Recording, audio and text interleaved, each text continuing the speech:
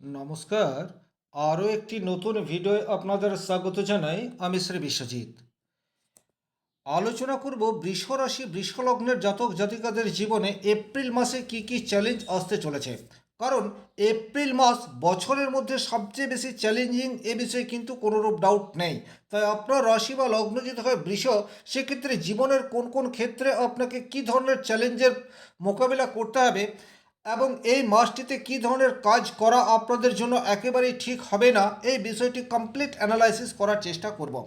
মূল আলোচনায় যাবার আগে একটা কথা বলে নিই, এটা একটা স্থূল বিচার বা সার্বিক আলোচনা। সুতরাং আমি যে কথাগুলি বলবো সেগুলি যে আপনার জীবনের সাথে 100% ম্যাচ করবে তেমনটা নাও হতে পারে।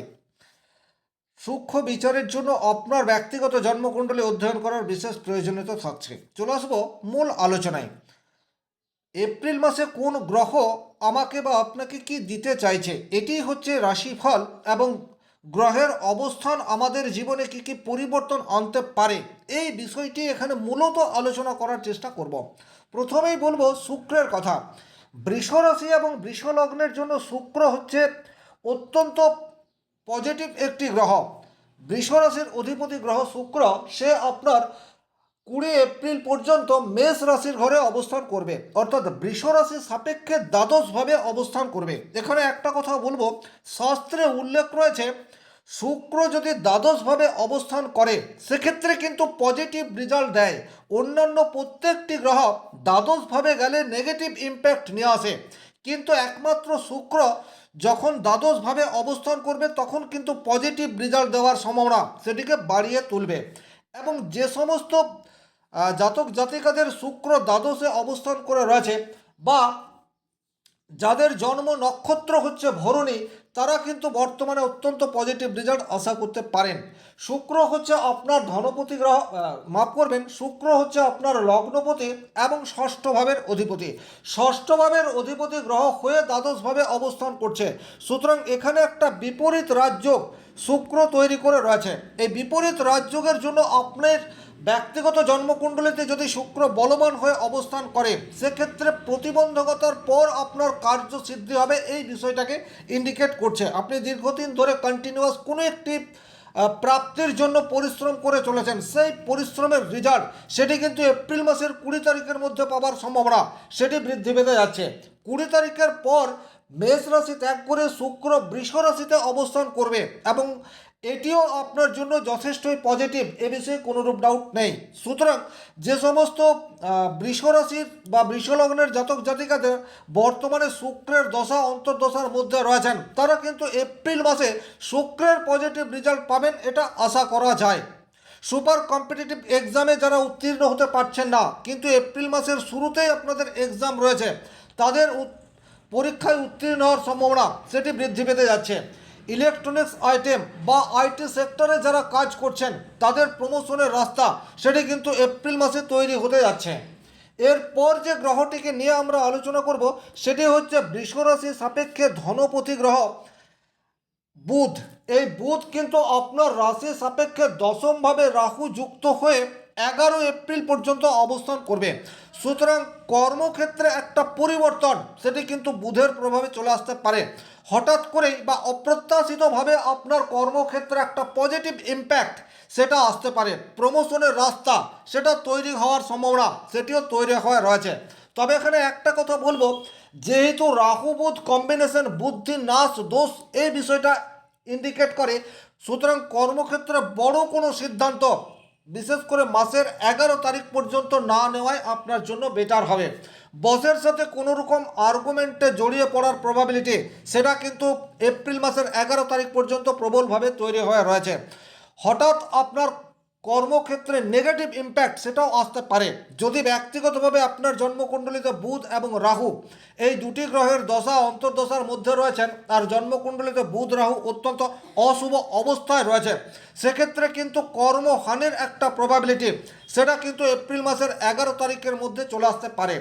আপনাদের মনে হতেই পারে যে আমি দু ধরনের কথাই বলছি, কিন্তু ঘটনা হচ্ছে আপনার জন্মকুণ্ডলিতে যদি বুধ এবং রাহু শক্তিশালী অবস্থায় রয়েছে, ডেফিনেটলি 11 এপ্রিলের মধ্যে কর্মক্ষেত্রে সুখবর পাওয়ার যোগ সেটি তৈরি হবে।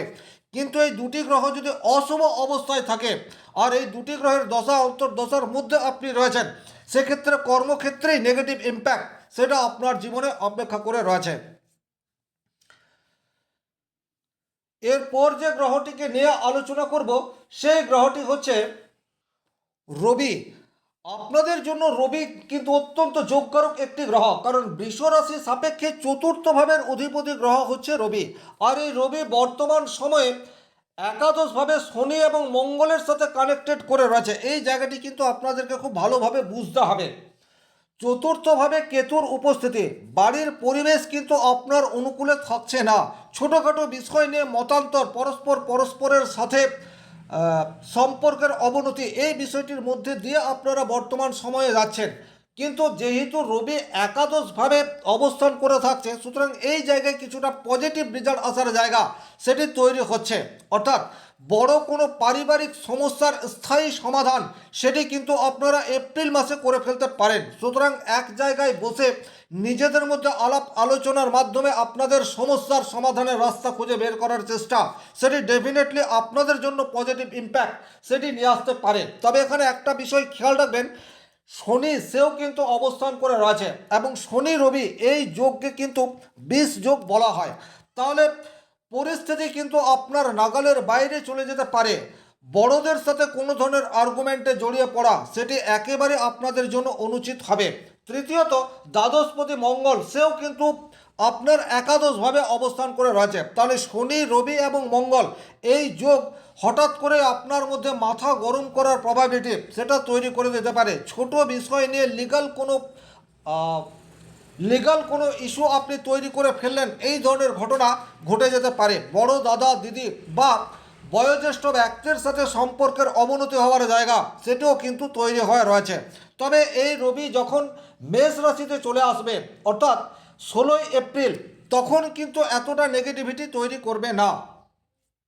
এরপর আমরা যে গ্রহটিকে নিয়ে আলোচনা করব সেই গ্রহটি হচ্ছে মঙ্গল।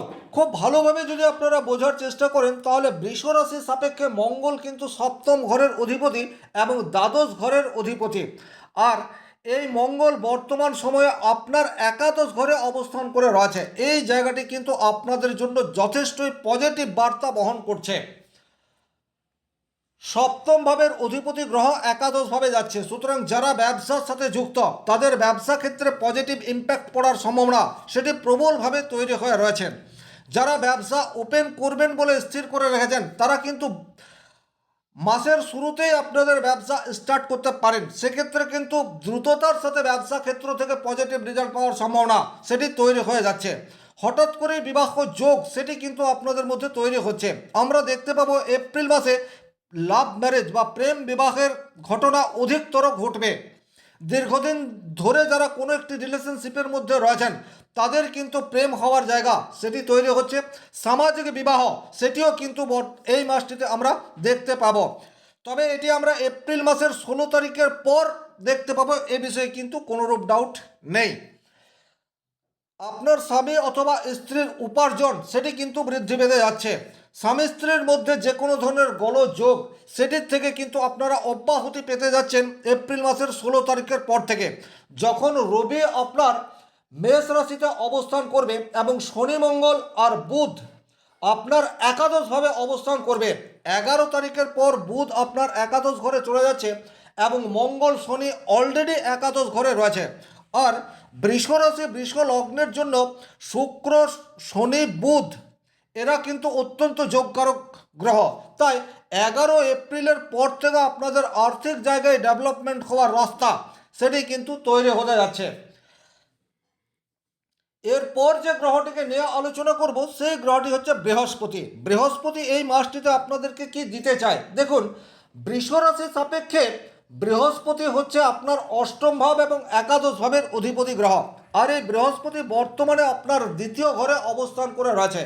দ্বিতীয় ঘর থেকে আমরা ফ্যামিলি, আর্থিক স্টেবিলিটি এই বিষয়গুলির বিচার করে থাকি, মুখের বাক্য এই বিষয়টির বিচার করে থাকি। তাহলে ফ্যামিলির সাথে পারস্পরিক মেলবন্ধন সেটি কিন্তু হবার রাস্তা সেটি তৈরি হয়ে রয়েছে। আপনাদের কথার মধ্যে মিষ্টতা এই বিষয়টি কিন্তু চলে আসতে পারে। কমিউনিকেশন স্কিল সেটি কিন্তু ডেভেলপ হওয়ার রাস্তা সেটি তৈরি হয়ে রয়েছে।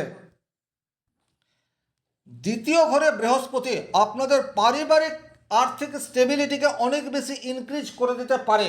তবে একটা কথা খেয়াল রাখবেন, আপনারা দীর্ঘদিন ধরে যদি কোনো একটি গভীর বিষয়ে স্বপ্ন দেখে আসছেন, সেই স্বপ্ন কিন্তু পূরণ হওয়ার রাস্তা সেটি কিন্তু এপ্রিল মাসে আপনাদের জীবনে চলে আসতে পারে।